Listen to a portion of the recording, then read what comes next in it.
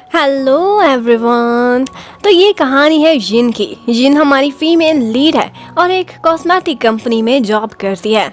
उसके कैरियर की बात करें तो काफ़ी सक्सेसफुल लाइफ जा रही है, लेकिन आज उसे काम से जल्दी छुट्टी मिल गई थी क्योंकि आज उसकी बर्थडे थी और सारे कोलीग्स उसे बर्थडे विश करते हुए आज का दिन एंजॉय करने को बोलते हैं। इसके साथ ही जब वो जल्दी छुट्टी करती है तो उसे रास्ते में मिलती है अपनी एक बेस्टी। उसकी बेस्टी का नाम ईरान था। वो उससे कहती है कि आज तो तुम अपने बॉयफ्रेंड के साथ डिनर पर जा रही हो और मेरी विश है कि जल्दी से जल्दी तुम्हारी शादी भी हो जाए। और यहीं पर ही हमें पता चलता है कि एक्चुअली जिन का एक बॉयफ्रेंड है जिसका नाम जर्लिन है। एक्चुअली जिन तो शंघाई में रहती है जबकि जर्लिन अपनी जॉब के सिलसिले में बीजिंग में होता है और इनका लॉन्ग डिस्टेंस रिलेशनशिप है। आज उसकी बर्थडे मनाने के लिए जर्लिन ने शंघाई आना था और उसे ही पिक करने के लिए जिन ने जाना है।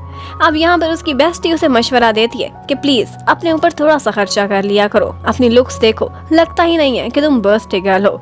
प्लीज अपने आप को एक गिफ्ट दो और अच्छा सा पेयर ऑफ हाई हील्स खरीदो। अब उसकी बात जिन के दिल को लग जाती है। वो सीधी शू स्टोर पर जाती है और एक बहुत प्यारे से सैंडल्स अपने लिए चूज कर लेती है। और उसी टाइम पर हमें हमारे मेन लीड को दिखाते हैं जिसका नाम ग्वांगशी है।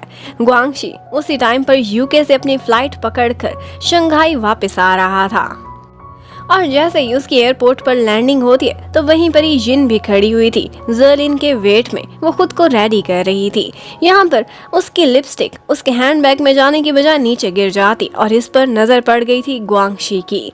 वो उसकी लिपस्टिक उठाता है, उसे जाकर देने ही वाला था कि उसका ड्राइवर उसे लेने के लिए आ जाता है और वो डिस्ट्रैक्ट हो गया था। जबकि जिन अपने डैड से कहती है कि मैंने और जर्लिन ने एक बहुत अच्छा सा रेस्टोरेंट बुक कराया हुआ है, इसलिए आज डिनर पर मेरा वेट मत करना। लेकिन थोड़ी ही देर में बेचारी के सारे अरमान आंसुओं में बह जाते हैं जब जर्लिन की उसे कॉल आती है और वो कहता है कि मैं तो शंघाई पहुंचा ही नहीं, मैं तो बीजिंग में ही हूँ। एक्चुअली अचानक से मम्मी डैडी मुझे मिलने के लिए आ गए थे, इसी वजह से मुझे प्लान कैंसिल करना पड़ा। ये सुनते ही जिन को बहुत गुस्सा आता है और वो कहती है कि एटलीस्ट तुम थोड़ा टाइम पहले ही मुझे बता सकते थे। वो इस तरह से एयरपोर्ट पर खड़ी उसका वेट कर रही थी और वो था कि उसने फ्लाइट ही नहीं पकड़ी थी। अब वो सैड सी गाड़ी में आकर बैठ जाती है। उसे समझ नहीं आ रही थी कि अब वो अपनी बर्थडे किसके साथ सेलिब्रेट करे। सबसे पहले तो वो ईरान को कॉल करती है, लेकिन वो अपनी मस्ती में पार्टी में बिजी थी और उसकी फैमिली उसकी इस बात को लेकर परेशान ना हो जाए वो उनसे भी कांटेक्ट नहीं करती। और जैसे ही वो रेडियो ऑन करती है तो वहाँ पर भी एक सैड स्टोरी चल रही थी और ये देखते ही बेचारी की और भी हालत खराब हो जाती है। और फिर हमें जिन की फैमिली को दिखाते हैं। उसका एक छोटा भाई था जिसका नाम जीबू था और इसके साथ साथ उसके मम्मी डैडी थे। एक्चुअली ये उसकी रियल मम्मी नहीं थी, बल्कि इनको वो आंटी लान बोलती थी क्योंकि ये उसकी स्टेप मॉम थी। उसके डैड को तो बस यही जल्दी थी कि जल्दी से जल्दी जर्लिन मेरी बेटी से शादी कर ले, क्योंकि ऐसे लड़के मिलने आजकल बहुत मुश्किल हैं। एक्चुअली जर्लिन का कैरियर बहुत अच्छा जा रहा था और वो एक सक्सेसफुल लॉयर भी था। जबकि उसी टाइम पर जिन बेचारी अपनी बर्थडे सेलिब्रेट कर रही थी। सबसे पहले तो अपनी हील्स उतार कर अपना स्नीकर वापस पहनती है और उसके बाद इंस्टेंट नूडल्स उठाकर एक शॉप के बाहर बैठी हुई थी और इत्तेफाक से वहीं पर ही ग्वांगशी भी पहुंच जाता है। उसके पास बाजू में बैठकर वो खाना खा रहा था। उसे देखते ही वो उसे उसकी लिपस्टिक लौटाना चाहता था कि इतने में जिन को उसके डैड की कॉल आ जाती है और जिन कॉल पर बहुत लंबी लंबी बातें छोड़ती है कि मैं जापानीज रेस्टोरेंट में हूँ, बहुत ही रोमांटिक एटमॉस्फेयर है और हर डिश मेरी पसंद की है। और ग्वांगशी बस देख कर हैरान था कि कौन सा रोमांटिक एटमॉस्फेयर इस शॉप में नजर आ रहा है। अब उसने इतने बड़े बड़े झूठ बोले थे कि यहीं पर ही उसके मोबाइल की बैटरी भी जवाब दे जाती है। अब उसके डैड परेशान ना हो तो वो फौरन से बाजू में बैठे ग्वांगशी से उसका फोन मांगती है और एक कॉल करने की परमिशन लेती है और साथ में ये कह देती है कि एक्चुअली मैं एक वेटर का फोन लेकर आपको कॉल कर रही हूँ। अब ग्वांगशी ने उसे अपना फोन यूज करने दिया था तो बदले में जिन उसे एक परफ्यूम देती है। ये सैंपल उसने अपनी कॉस्मेटिक कंपनी का अपने हैंडबैग में ही रखा हुआ था। और आगे से ग्वांगशी उससे उसका नाम पूछता है, लेकिन जिन बोलती है कि आई थिंक हमें एक दूसरे का नाम जानने की कोई ज़रूरत नहीं। शंघाई इतना बड़ा है कि मुझे नहीं लगता हमारी दोबारा मुलाकात भी होगी। और इसके बाद ग्वांगशी अपना बैग उठाता है और अपने अपार्टमेंट पर पहुंच जाता है। एक्चुअली वो अपने एक फ्रेंड के साथ अपार्टमेंट शेयर कर रहा था। उसका फ्रेंड शन उसका कोलीग भी होने वाला था और उन कुछ फ्रेंड्स ने इकट्ठे मिलकर एक छोटी सी अपनी नई कंपनी स्टार्ट की थी। उधर जिन जब अपना खाना खत्म करती है तो घर एंटर होने से पहले उसने ब्लश ऑन अप्लाई कर लिया था। वो ये दिखाना चाहती थी मैंने बहुत सारी ड्रिंक भी कर ली है। लेकिन जैसे ही वो आती है डैड उस पर गुस्सा करने लगते हैं कि किसके साथ ड्रिंक करके आई हो। जर्लिन की कॉल आई थी, तुम्हारा नंबर बंद था, तुम मुझसे नाराज हो गई इतनी छोटी सी बात पर। वो बेचारा परेशान था और देखो उसने तुम्हारी बर्थडे पर तुम्हारे लिए बुके भी सेंड करा है। ये सुनते ही जिन परेशान हो जाती है। एक्चुअली उसे पता था कि डैड को जर्लिन कितना पसंद है और वो ये चाहते ही नहीं थे कि इतना अच्छा होने वाला दामाद उनके हाथ से निकले। लेकिन उसका भाई जीबू वो जान गया था कि ये देखकर वो और भी सैड हो गई है, क्योंकि उसे पोलन से एलर्जी थी और उसके इतने पुराने बॉयफ्रेंड को अभी तक ये रियलाइज ही नहीं हुआ था कि उसे गिफ्ट में रोजेस नहीं भेज सकता। अब बेचारी जिन बहुत डिसअपॉइंटेड हो गई थी और इसी तरह से बेचारी की बर्थडे एंड हो जाती है। अब नेक्स्ट मॉर्निंग उसे एक कॉल आती है ऑफिस से कि एक इमरजेंसी हो गई है। एक्चुअली जो सेलिब्रिटी उन्होंने ब्रांड एम्बेसडर बनाई हुई थी उसका एक स्कैंडल बाहर निकला है, जिसकी वजह से लोग उनकी कंपनी का भी बायकॉट करने लगे थे। और ये इतनी ज्यादा टेंशन थी कि बेचारी उठती है, जल्दी जल्दी ऑफिस निकलती है और रास्ते में ही तैयार हो रही थी और इतने में वो रियलाइज करती है कि उसके हैंडबैग में उसकी लिपस्टिक भी नहीं है। अब जल्दी जल्दी में जब वो पार्किंग कर रही थी तो उसने चैन की कार को पीछे से ठोक दिया था। लेकिन वो उसे अपना कार्ड देती है और बोलती है कि मुझसे कांटेक्ट कर लेना, पर अभी मैं जल्दी में हूँ। इतने में वहाँ से उसे जाते हुए गुआंगशी भी देख लेता है और उसका कार्ड हाथ में पकड़ता है तो उसे उसका नाम पता चलता है कि ये तो यिन है। लेकिन सबसे ज्यादा खुशी उसे इस बात की हुई थी कि ना सिर्फ उसका नाम, उसका फोन नंबर, इसके साथ साथ उसे ये भी पता चल गया था कि जिस बिल्डिंग में उसका नया ऑफिस है उसी बिल्डिंग में तो यिन भी काम करती है। अब पहले दिन गुआंगशी जाता है और अपने सारे कोलीग्स से मिलता है। वहाँ पर सारे लोग यंगस्टर्स थे लेकिन बहुत एनर्जेटिक दिखाई दे रहे थे। एक्चुअली उन्होंने एक एनिमेशन कंपनी खोली थी और वहाँ पर वो एनिमेशन डायरेक्टर का काम करने वाला था। जबकि उधर यिन बेचारी का बुरा हाल हो जाता है, उसके ऊपर किसी की ड्रिंक गिर गई थी। इसी वजह से वो बेचारी खुद को ड्राई कर रही थी कि इतने में जर्लिन की कॉल आती है और वो उससे बोलता है कि प्लीज मुझसे नाराज ना हो। इवन के उसे मनाने के लिए उसने अपनी मम्मी को भी बुला रखा था। उसकी मम्मी कहती है कि ये सब हमारी गलती थी कि हम बिना बताए ही आ गए, इसलिए प्लीज तुम मेरे बेटे को माफ कर दो। अब यिन मान तो जाती है लेकिन जर्लिन से कहती है कि प्लीज याद रखना आइंदा मुझे रोजेस मत भेजना। इतने में यिन को कॉल आती है कि आपने मेरी गाड़ी ठोकी थी, उसकी कंपनसेशन कैसे करेंगी। और उसे बुलाने के लिए उन्होंने एक बार में उसको इनवाइट किया हुआ था और वहीं पर ही उसकी मुलाकात गुआंगशी से दोबारा होती है और वो कहता है कि शंघाई इतना भी बड़ा नहीं है। अब इतने में यिन देखती है तो उन सारे कोलीग्स ने अपनी फर्स्ट डे एक पार्टी रखी हुई थी और उसी पार्टी में चन भी बैठा था और वो अपनी गर्लफ्रेंड के लिए गाना गाता है, इवन के उसे प्रपोज भी कर डालता है। लेकिन वो बैडली रिजेक्ट हो गया था। इवन के उसकी गर्लफ्रेंड सबके सामने उसकी इंसल्ट करके वहाँ से निकल जाती है। अब यिन सोचती है कि बेचारा मेरे सामने भी इतना एम्बैरस हो रहा है।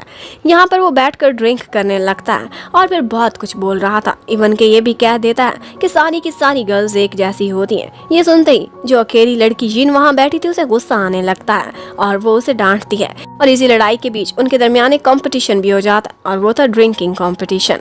ऑफ कोर्स वो कॉम्पिटिशन तो यिन जीत ही जाती है, लेकिन इन दी एंड वो इतनी ड्रंक हो गई थी कि उसे समझ भी नहीं आ रही थी कि वो दरवाजे की तरफ जा रही है या फिर वॉशरूम की तरफ। यहाँ पर गुआंगशी उसके पीछे पीछे आता है और उसे संभालने की कोशिश करता है और उसके बाद सीन शिफ्ट होता है। नेक्स्ट मॉर्निंग दिखाते हैं एक होटल के कमरे में बुरी हालत थी और यहीं पर ही हमारी यिन की आंख खुलती है। वो बहुत एम्बैरस होती है अपनी हालत देखकर और फिर जल्दी जल्दी अपने कपड़े उठाती है, पहनती है और अपना फेस छुपाती हुई वहाँ से भागने की करती है। जबकि गुआंगशी उसके पास उसका कार्ड था, उसने उसे WeChat पर ऐड रिक्वेस्ट भी भेज दी थी। गुआंगशी शायद उस टाइम पर वॉशरूम में था, इसी वजह से उन दोनों का आमना सामना नहीं हो पाया था। लेकिन जिन अपना फेस तो बहुत छुपाती है, फिर भी एक जगह जहाँ पर वो ब्रश और टूथपेस्ट खरीद रही थी तो उसका आमना सामना अपनी बेस्टी जिरान से हो जाता है और वो फिर वॉशरूम में जाकर उससे शेयर करती है कि मेरी एक फ्रेंड के साथ ऐसा हुआ था कि शायद वो ज्यादा ड्रंक हो गई थी, क्या उसने चीट तो नहीं करा ना। यहाँ पर आगे से जिरान साफ समझ जाती है कि अपनी कहानी सुना रही है, लेकिन वो कहती है कि अगर रिलेशनशिप ऐसा हो जाए कि दोनों को एक दूसरे पर बोझ लगे और वो तंग हो और नेक्स्ट कोई अच्छा ऑप्शन दिखे तो फिर ब्रेकअप कर लेना कोई चीट करना नहीं होता। जिनको ये सुनकर ऐसे लग रहा था कि जैसे वो अपनी ही स्टोरी सुन रही हो। फिर भी वो जल्दी जल्दी अपने काम पर तवज्जो देती है और ऑफिस पहुंच जाती है। आज सुबह ही सुबह उन लोगों की मीटिंग थी उसी ब्रांड एम्बेसडर को लेकर। यहाँ पर मीटिंग में दो पोल्स बने हुए थे। एक मेल मैनेजर था जो कि बार बार एक फीमेल कोलीग की बहुत साइड ले रहा था, लेकिन इन दी एंड फिर भी बॉस वो टास्क युन की टीम को दे देता है। जबकि उसी टाइम पर ग्वांगशी अपने ऑफिस में पहुंचता है तो देखता है कि उसके फ्रेंड ने ये सारी वीडियो जो कल रात हुआ था अपने मोबाइल में बनाई हुई थी, और वहां पर युन ड्रंक होकर बहुत सारी बातें बोल रही थी, बहुत अनोइंग हरकतें भी कर रही थी। वो सारे देखकर बहुत इंजॉय करते हैं, लेकिन ग्वांगशी रिक्वेस्ट करता है कि अगर आप लोगों ने इंजॉय कर दिया हो तो प्लीज ये वीडियो डिलीट कर दें, ये लीक नहीं होनी चाहिए क्योंकि मैं इस लड़की को जानता हूँ। अब वो उसे कैसे जानता है तो हमें बाद में पता चलेगा, लेकिन फिलहाल उसका कोलीग ये वीडियो डिलीट करने के बदले उससे काफी सारा काम कराने का वादा भी ले लेता है। उधर जिन को दिखाते हैं, वो अपने एक बॉस से साइन कराने के लिए उसके ऑफिस में जा रही थी, लेकिन वो वहाँ पर देखती है तो बहुत ठरकी टाइप का था और उसकी दूसरी कोलीग के साथ फ्लर्ट करने की कोशिश कर रहा था। जिन उससे भी वो बहुत मीठी मीठी बातें करता है, लेकिन खुद को प्रोटेक्ट करना भी जानती थी और दूसरों से फासला रखना भी। और उसके बाद हमें ग्वांगशी को दिखाते हैं। आज वो कुछ शॉपिंग करता फिर रहा था, कुछ गिफ्ट्स लिए थे क्योंकि आज उसने एक फैमिली डिनर पर जाना था।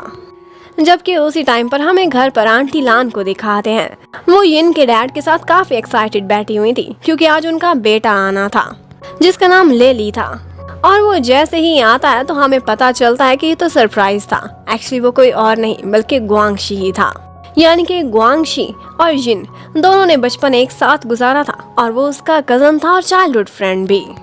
यहाँ पर ग्वांगशी सबके लिए गिफ्ट्स लेकर आया था और वो लोग जिन को भी आवाजें देते हैं। जिन बाहर निकलती है, उसे अपने कॉन्टैक्ट लेंस ही नहीं मिल रहे थे, उसके भाई ने इधर उधर कर दिए थे।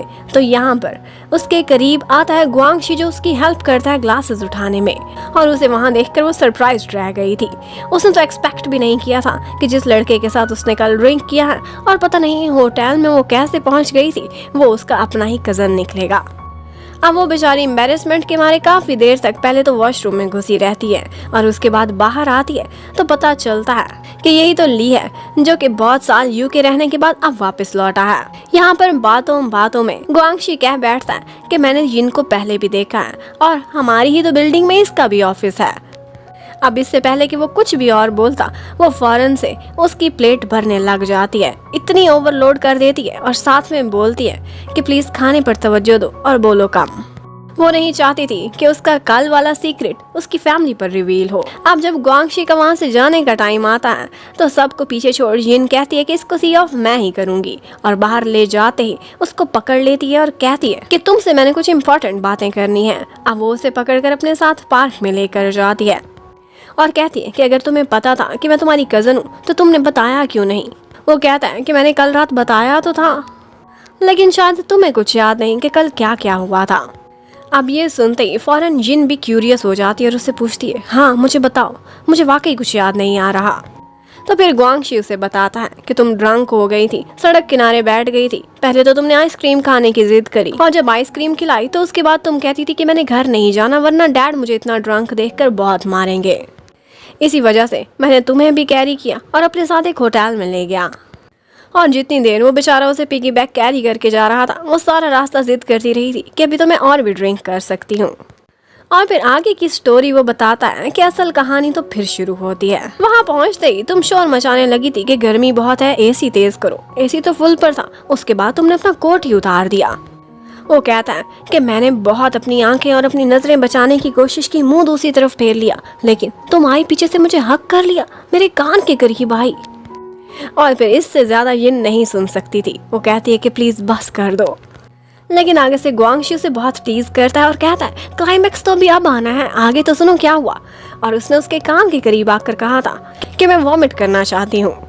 अब वो बेचारा वॉमिटिंग कराने में भी उसकी हेल्प करता रहा था और इसके साथ साथ वो कभी हंसती थी, कभी रोती थी, कभी कहती थी कि मैं टेरिबल लग रही हूँगी। लेकिन ग्वांगशी ने उसे बोला था कि मुझसे पूछो तो इस वक्त तुम दुनिया की सबसे सुंदर लड़की लग रही हो। और साथ ही साथ इतनी सारी तारीफ सुनने के बाद उसे अपने बॉयफ्रेंड की यादें आने लगी थी और वो रोने लगी थी कि तुमने मेरा इतना क्यों खर्चा कराया, अगर नहीं आना था तो मुझे पहले ही बता देते।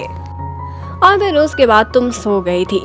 अब ये सुनते ही जिन कहती है थैंक्स गॉड। और ग्वांगशी उसे छेड़ने लगता है कि और तुम क्या एक्सपेक्ट कर रही थी कि और क्या हुआ होगा। अब वो उसके कान खींचती है और कहती है कि ये सीक्रेट ही रहना चाहिए। लेकिन ग्वांगशी कहता है एक और भी सीक्रेट है और वो ये है कि तुम कराटे लेती हो। वेल अब उसके बाद वो उसे सी ऑफ करने के लिए उसके साथ साथ जा रही थी और गुआंगशी उसे यकीन दिला देता है कि ये राज मैं किसी को नहीं बताऊंगा। पता है जब हम छोटे थे तो मुझे बुली बॉय से तुम्हें तो बचाया करती थी, तो अब तुम्हारा सीक्रेट मैं बचाऊंगा। लेकिन गुआंगशी बहुत क्यूरियस लग रहा था। वो जानना चाहता था कि किसकी खातिर इसने इतने पैसे खर्च किए। लेकिन इससे पहले कि वो कुछ भी बताती, वहाँ पर सामने एक लंबी सी गाड़ी आकर रुकती है और उसमें से वही लॉयर ज़र्लिन निकलता है और आते ही जिन से पूछता है कि तुम अब भी मुझसे नाराज हो, तुम फोन क्यों घर पर छोड़ कर आई। और यहीं पर गुआंगशी को पता चलता है कि ये तो उसका बॉयफ्रेंड है। अब गुआंगशी तो अपने रास्ते पर बेचारा निकल जाता है और जिन अपने बॉयफ्रेंड के साथ डिनर पर चली जाती है। और ज़र्लिन ने जिन को मनाने के लिए डिग्गी में दोबारा से रोजेस भर के रखे हुए थे और ये देखते ही जिन को काफी गुस्सा आता है कि क्या इसे मेरी थोड़ी सी भी केयर है, ये मेरी बातों पर तवज्जो ही नहीं देता कि मुझे इनसे एलर्जी है। अब जब गुआंगशी घर आता है तो पहले ही आंटी लान उसका वहाँ पर वेट कर रही थी। उससे पूछती है कि तुम ज्यादा ही लेट हो गए थे, तो वो बताता है कि एक्चुअली रास्ते में ज़र्लिन मिल गया था। और अब अपनी मम्मी के थ्रू से पता चलता है कि एक्चुअली ज़र्लिन और यिन दोनों 4 साल से बॉयफ्रेंड गर्लफ्रेंड है। छोटी सी उनकी थोड़े दिनों पहले लड़ाई हुई थी, लेकिन अब सब कुछ नॉर्मल है और वो यही आशा करते हैं कि इसी साल उन दोनों की शादी भी हो जाएगी। एक्चुअली आंटी गुआंगशी को पैसे वापस करने के लिए आई थी। वो चोरी चोरी अपनी मम्मी के पास पैसे रखा आया था, लेकिन वो कहती है कि मुझे इनकी ज़रूरत नहीं और तुम कोई पराये नहीं जो हमें खाने के पैसे देकर आए थे। अब आंटी लान तो वहाँ से चली जाती है, लेकिन जिन और उसके बॉयफ्रेंड का सुनकर गुआंगशी बहुत सैड हो जाता है। एक्चुअली वो कहीं ना कहीं चाइल्डहुड से ही जिन के लिए फीलिंग्स रखता था और उस दिन जब उसने उसे एयरपोर्ट पर देखा तब भी उसका फर्स्ट लव जाग उठा था। लेकिन उनके इस रिश्ते का क्या फ्यूचर होगा, ये जानने के लिए stay connected. Thank you for watching. Bye bye.